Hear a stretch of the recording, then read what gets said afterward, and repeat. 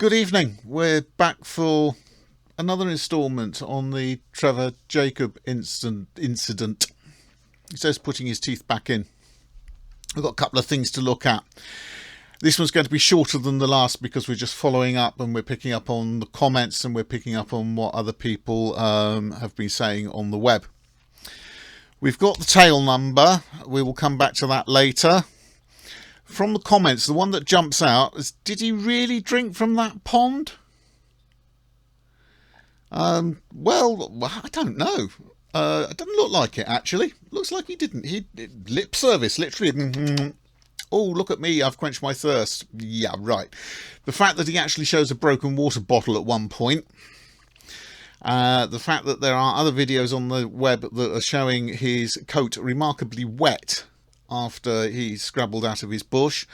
All this would suggest that he had water with him. We'll come back to the subjects of water later because I've got a video for that, or I've got a link to a video for that. You might have already seen it in the description. The other thing that came up out of that was somebody, I can't find the video now, suggested that actually in the background, if you look closely when he's drinking that water, and I'll put the picture up now, so here somewhere, so you can have a closer look. And no, I won't. We'll cover it over the whole. There we go. If you look at this, apparently there's a house in the background. Closer look. There you go. Just have a little look. Okay, right.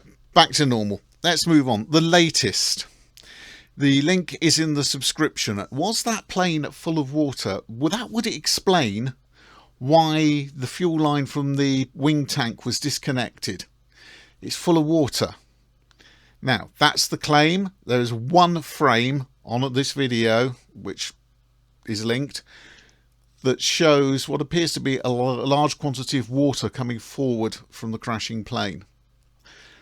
It's not an image I particularly want to share, and I'm going to let you look at it. I don't like seeing that plane crash. If that is the case and it is water, that really does demonstrate an intent, doesn't it? An intent to prevent fire in the event of a crash, which he shouldn't have had.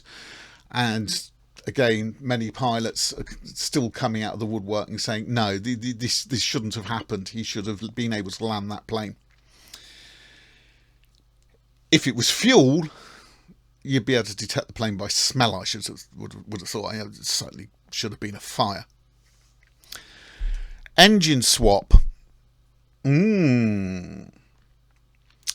Hopefully, here we have the registration document for the plane, which shows that it was a Lycoming engine. That's what came with the plane. That's what's registered to the plane. The engine he crashed with, as we saw last time, was clearly a Continental. He changed that engine before the plane was officially registered to him. He crashed that plane before it was officially registered to him. There are lots of questions being asked about that plane. And finally, said it would be quick, we've got wreck recovery. Now, the rumour going around is that he hired a helicopter to come in, lift out the wreckage and take it to a secret location for disposal.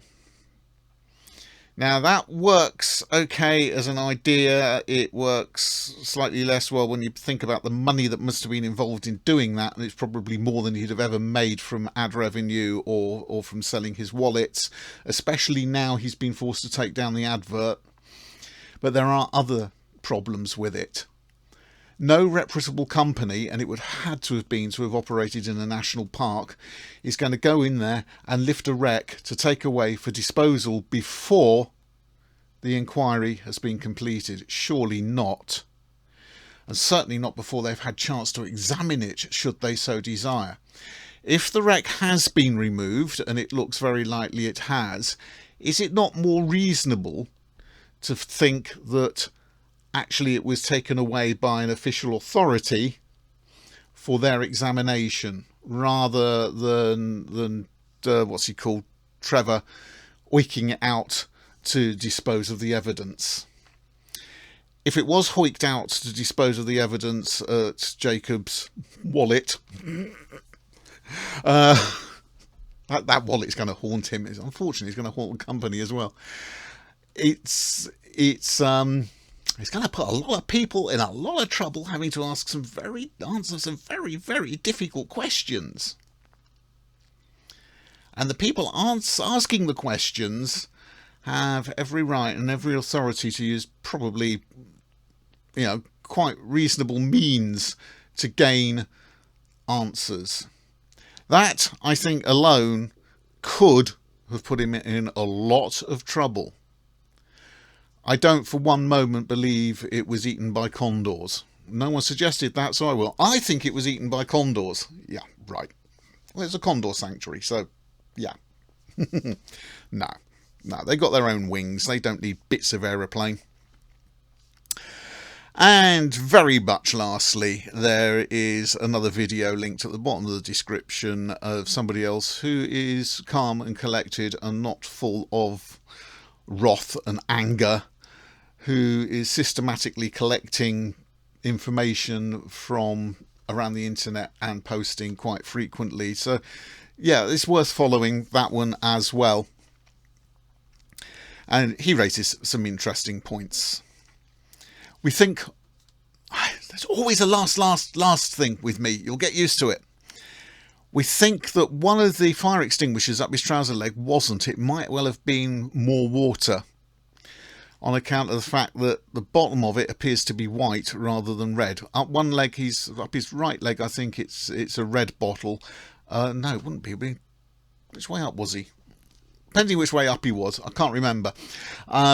There's very clearly a fire extinguisher. Up the other leg, it suggested it's another water container. So him saying, "Oh, I've got no water, I'm going to die of thirst. Oh, woe is me, woe is me." And there was a house. Apparently, there's a house. I can't find the crash site because for some reason the coordinates don't work in Google Maps or Google Earth for me. But within 2.5 miles of the crash site, there was a house. No risk to anyone through dumping the plane here. Yeah, we believe you. Many wouldn't. A lot of campsites. There will be more as and when I come up with either find something that's not been mentioned or other people find stuff that needs to be passed on, and which I can add my own thoughts to. Hopefully at the same time next week. Well, no, it won't be. It'll be a different time, but in the next 7 or 8 days.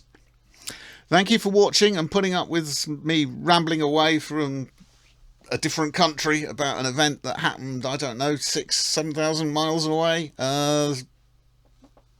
If you've enjoyed it, please, like, share, subscribe, all that rubbish. If you want to see the notification bell, it's in my last video, Moose News. It's here, but I'm not going to ring it because it's not really appropriate. Bit of a joke, that one. And we'll see you again soon.